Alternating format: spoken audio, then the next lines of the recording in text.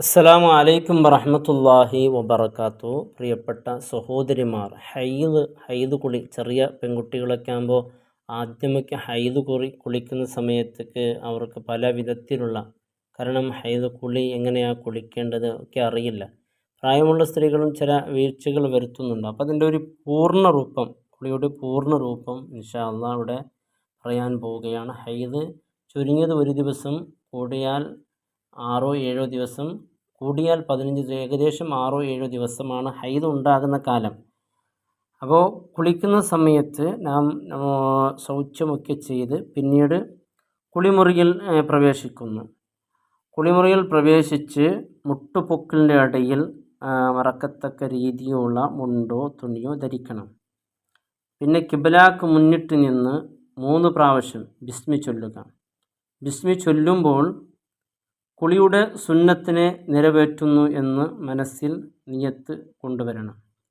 പിന്നീട് ശരീരത്തുള്ള അഴുക്കുകൾ നീക്കം ചെയ്യണം. അതിനുശേഷം വായിൽ വെള്ളം കൊപ്പിളിക്കുകയും മൂക്കിൽ വെള്ളം കയറ്റി ചീറ്റുകയും ചെയ്യുക. പിന്നീട് പൂർണ്ണമായ ഒരു വുളു എടുക്കുക. കുളിയുടെ സുന്നത്തായ വുളു എടുക്കുന്നു എന്നാണ് ഈ വുളുവിലുള്ള നിയത്ത്.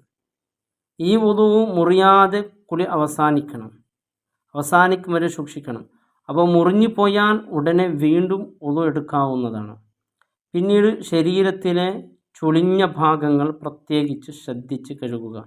ചെവി, കക്ഷം, അതുപോലെ പൊക്കിൽ, പിന്നെ പീലക്കുഴി, അത്തരത്തിലുള്ള ഭാഗങ്ങളൊക്കെ, രോമങ്ങളൊക്കെ, മുടിയുടെയും അതുപോലെ മുരടുകൾ, ഇത്തരത്തിലുള്ള കാര്യങ്ങൾ തീർച്ചയായും ശ്രദ്ധിച്ച്, മുടിയുണ്ടെങ്കിൽ അത് തിക്കി കയറ്റുകയും പിന്നെ വലിയ അശുദ്ധി ഉയർത്തുന്നു എന്നോ അല്ലെങ്കിൽ കുളിയുടെ ഫർദിനെ ഞാൻ വീട്ടുന്നു എന്നോ നിയത്തോടെ തലയിൽ വെള്ളം ഒഴിക്കുക.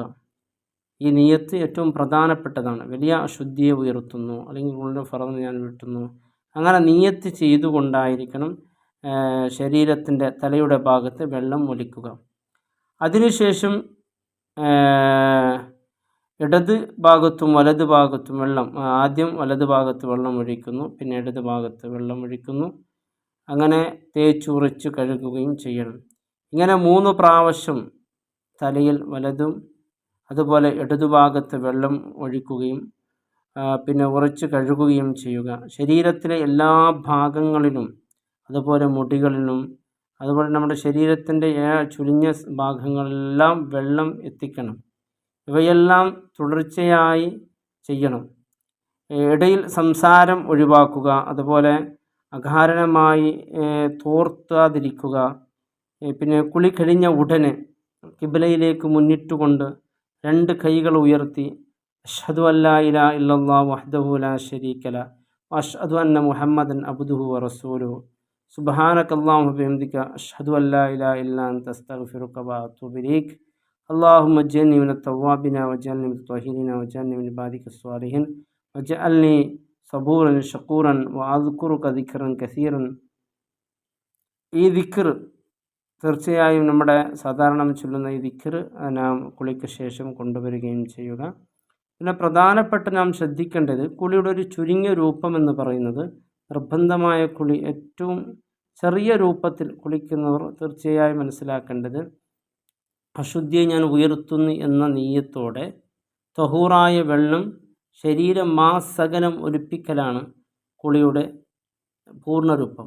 അപ്പോൾ ഒന്ന് നീയത്ത്, മറ്റൊന്ന് ശരീരം മുഴുവനും വെള്ളം ഒലിപ്പിക്കുക എന്നുള്ളതാണ്. അപ്പോൾ ഇത് പറഞ്ഞത് ഒരു സുന്നത്തായ ഒരു പൂർണ്ണ കുളിയുടെ രൂപമാണ് പറഞ്ഞത്. ഇങ്ങനെ കുളിച്ചാൽ കുളി സ്വഹിയാകുന്നതാണ്.